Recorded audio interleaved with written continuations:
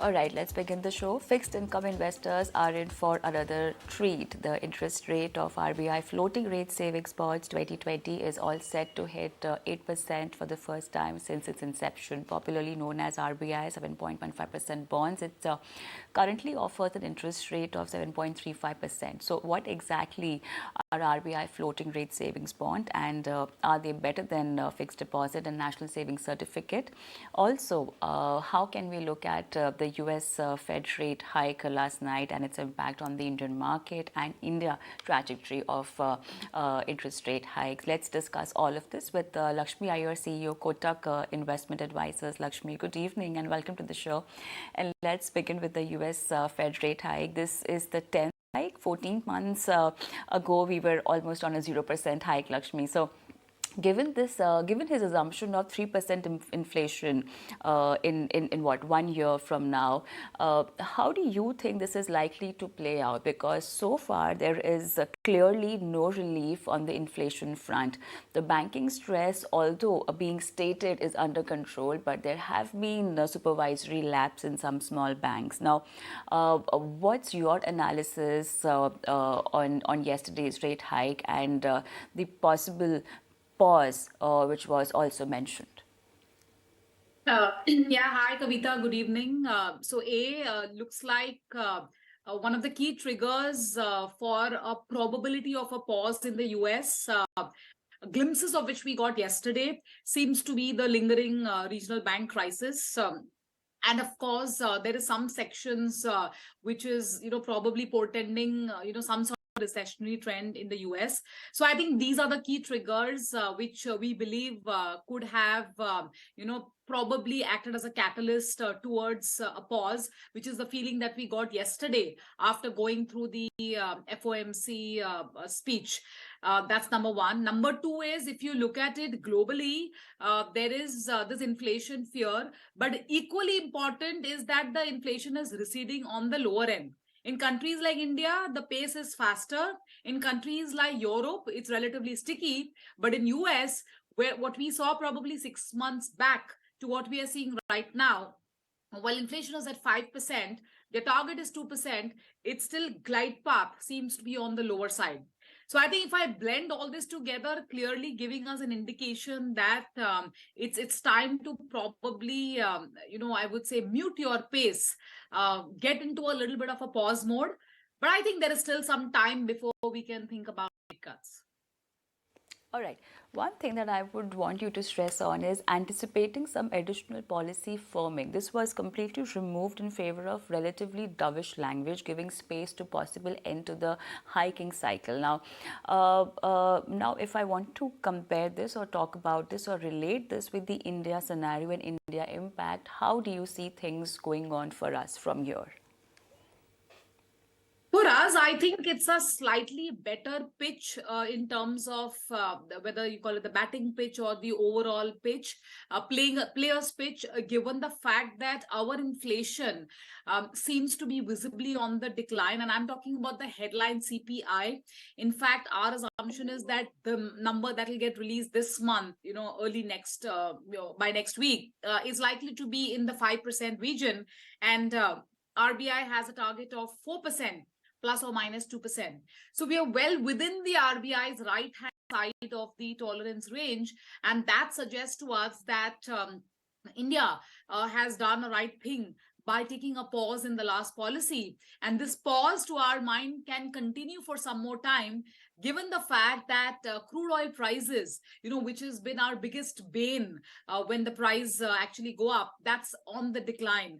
And our dependency on a slightly cheaper crude in terms of imports is also rising. So all this blended together clearly tells you that interest rates seem to be plateauing out. We've reached the peak in terms of hiking interest rates. And the next trigger, of course, there's a lag at least of about 2 quarters, even for India. The rate cut cycle could probably start somewhere only next year. All right, so this talks about the rate hike scenario and Fed's decision. Along with that, we are also going to talk about the RBI floating rate bonds, Lakshmi. And do you think it's a better bet than fixed deposit or NSCs because the RBI floating rates bonds, the interest rate is about to reach at what 8% in almost July. How do you think this is going to happen, and why is it a better bet if we compare it with other fixed income instruments like a fixed deposit or NSC? So two things, Kavita. One is a floating rate instrument is only as good as the immediate reset rate, which means that through the life of the instrument, the rate is not fixed, and that's why it's called floating. Now, so that is one uncertainty element compared to a fixed deposit or, NSC or whatever you call it, where the rate of interest is fixed. Now, when does a floating rate instrument make sense? When you know that interest rates are on the rising trajectory, and every time there is a reset happening, in this case, it happens every 6 months, the chances of it happening on the higher side are reasonably high. So I think these are the two criteria you should keep in mind before you decide whether you want to buy a fixed rate bond or a floating rate bond. In today's interest rate scenario, clearly owning a fixed rate bond seems to be a better alternative, at least for core of the portfolio, because there is an expectation that interest rates are likely to come down. And when that happens, these fixed rate instruments also have a potential capital gain. You can earn something extra because there's a price appreciation, which you may not get in a floating rate instrument, because after 1 year, for example, the chances are very high that this rate or this interest rate that you're seeing right now could be on the lower side. But some diversification is needed. Therefore, and the rate today, as you rightly alluded to, is looking attractive. So some bit of lock-in, I think, is absolutely fine, given the sovereign status and the fact that yields have actually come down. They make sense, but for the tail end of the portfolio. Lakshmi, one thing I want you to explain our viewers now, what happens in the interest rate cut scenario to the RBI floating rate bonds? So when interest rates, as I said, in a floating rate instrument, now this particular instrument is pegged to the national savings rate. It offers you 0.35% more. So as and when there is, a necessity to bring down the NSC rate, by default, when the next reset happens, the rate on this instrument also will come down. And exactly, it's a cycle, right? When the interest rates were rising, you were earning the benefit of that high interest rates in form of a higher reset. So the reverse is true when the interest rates actually come down. So we are in a situation right now where interest rates is plateauing out. The probability of a cut as an action, whenever that happens, 2 quarters or 3 quarters hence, is fairly high. Therefore, it is fair to assume that as interest rates come down, the next few resets or coupons on these floating rate instruments are only likely to go on the lower side. Also, in terms of lock-in and premature withdrawals, what is the kind of, and even tax, what kind of implications are we talking about for a floating rate bond? So it's a fully taxable instrument, like any other instrument. It's a 7-year, product. So it has a lock-in. There is no premature withdrawal unless you're a senior citizen. So I think these are some of the features which make it relatively illiquid.